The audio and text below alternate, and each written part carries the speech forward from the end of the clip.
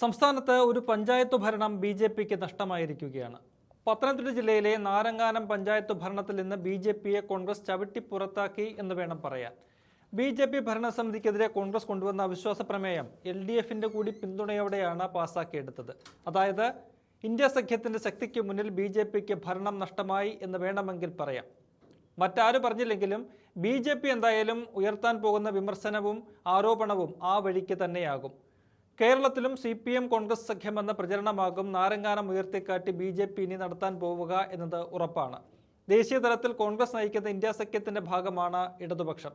അത് ചൂണ്ടിക്കാട്ടി കേരളത്തിലും ഒന്നിച്ചുകൂടെ എന്ന പരിഹാസം ബി.ജെ.പി പലപ്പോഴും നടത്തുന്നതാണ്.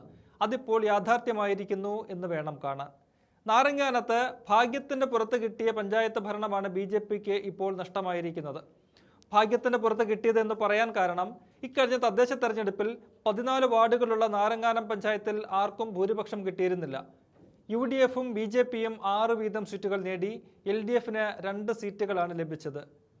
UDFനും ബി.ജെ.പിക്കും തുല്യ അംഗനില വന്നതോടെ നറുക്കെടുപ്പിലൂടെയാണ് പ്രസിഡന്റിനെ അന്ന് തെരഞ്ഞെടുത്തത്. ആ ഭാഗ്യം പക്ഷേ ബി.ജെ.പിക്കൊപ്പമാണ് നിന്നത്. അങ്ങനെ പഞ്ചായത്ത് ഭരണം അപ്രതീക്ഷിതമായി ബി.ജെ.പിക്ക് കിട്ടി. എന്നാൽ വൈസ് പ്രസിഡന്റ് സ്ഥാനം ലഭിച്ചത് കോൺഗ്രസിനാണ്. അന്നു മുതൽ കാത്തുവച്ചിരുന്ന ആയുധം പുറത്തെടുത്താണ് ഇപ്പോൾ UDF ബി.ജെ.പിയെ വീഴ്ത്തിയിരിക്കുന്നത്. ആ ആയുധമാണ് അവിശ്വാസ പ്രമേയം. ഒരു ഭരണസമിതി അധികാരമേറ്റാൽ 6 മാസത്തിന് ശേഷമേ അവിശ്വാസ പ്രമേയം കൊണ്ടുവരാൻ പറ്റുകയുള്ളൂ. 2 ആഴ്ച മുമ്പാണ് UDF അവിശ്വാസ പ്രമേയ നോട്ടീസ് നൽകിയത്. LDFന്റെ പിന്തുണയുണ്ടെങ്കിലേ അവിശ്വാസം പാസ്സാകൂ എന്ന് ഉറപ്പായിരുന്നു. ആ പിന്തുണ ഉറപ്പിച്ചാണ് ഇപ്പോൾ UDF അവിശ്വാസ നീക്കം നടത്തിയതും. ഇന്ന് ചർച്ചയ്ക്കൊടുവിൽ അവിശ്വാസ പ്രമേയം 6-നെതിരെ 8 വോട്ടുകൾക്ക് പാസ്സായി. LDFന്റെ ഒരംഗത്തിന്റെ പിന്തുണയെ അവിശ്വാസം പാസ്സാകാൻ ആവശ്യമായിരുന്നുള്ളൂ. എന്നാൽ 2 അംഗങ്ങളും UDFന്റെ അവിശ്വാസത്തെ പിന്തുണയ്ക്കുന്നതാണ് കണ്ടത്. പഞ്ചായത്തിലെ ബി.ജെ.പി ഭരണം വളരെ മോശമാണെന്നതാണ് അവിശ്വാസത്തിന് കാരണമായി കോൺഗ്രസ് പറയുന്നത്. പഞ്ചായത്തിലൊന്നും നടക്കുന്നില്ലെന്നാണ് UDFന്റെ ആരോപണം. പഞ്ചായത്ത് ഭരണസമിതിക്കെതിരായ പൊതുവികാരം എന്ന നിലയിലാണ് LDF പിന്തുണയെന്നും UDF ന്യായീകരിക്കുന്നുണ്ട്. ബി.ജെ.പിയെ അവിശ്വാസത്തിലൂടെ പുറത്താക്കിയത് കൊണ്ട് മാത്രം കാര്യങ്ങൾ അവസാനിക്കുന്നില്ല. ഇനി പുതിയ അധ്യക്ഷന്റെ തെരഞ്ഞെടുപ്പും കോൺഗ്രസിന് വളരെ നിർണായകമാണ്. അതിൽ വിജയിക്കണമെങ്കിലും UDFന് ഇതുപോലെ LDFന്റെ പിന്തുണ വേണ്ടിവരും.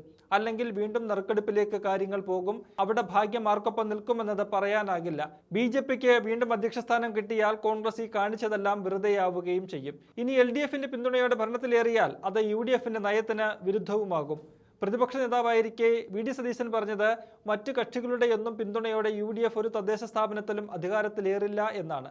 പക്ഷേ ഇത് പ്രാദേശിക വിഷയമെന്ന നിലപാടാണ് നാരങ്ങാനത്തെ നേതാക്കൾ പങ്കുവയ്ക്കുന്നത്. നേരത്തെ തിരുവനന്തപുരം കോർപ്പറേഷനിൽ ഇതുപോലെ ഇന്ത്യ സഖ്യം ബി.ജെ.പിയെ അട്ടിമറിക്കുമോ എന്ന ഒരു സംശയം ഉയർന്നിരുന്നതാണ്. അന്ന് ബി.ജെ.പി ഭരണത്തിനെതിരെ UDF അവിശ്വാസം കൊണ്ടുവന്നെങ്കിലും പിന്തുണയ്ക്കില്ലെന്ന നിലപാടാണ് LDF സ്വീകരിച്ചത്. ഇതോടെ അന്ന് LDF ബി.ജെ.പി ഡീലെന്ന ആരോപണമായിരുന്നു കോൺഗ്രസ് ഉയർത്തിയത്. ഇവിടിപ്പോൾ മറിച്ചുള്ള ആരോപണത്തിന് ബി.ജെ.പിക്ക് വലിയൊരു അവസരം കിട്ടിയിരിക്കുകയാണ്.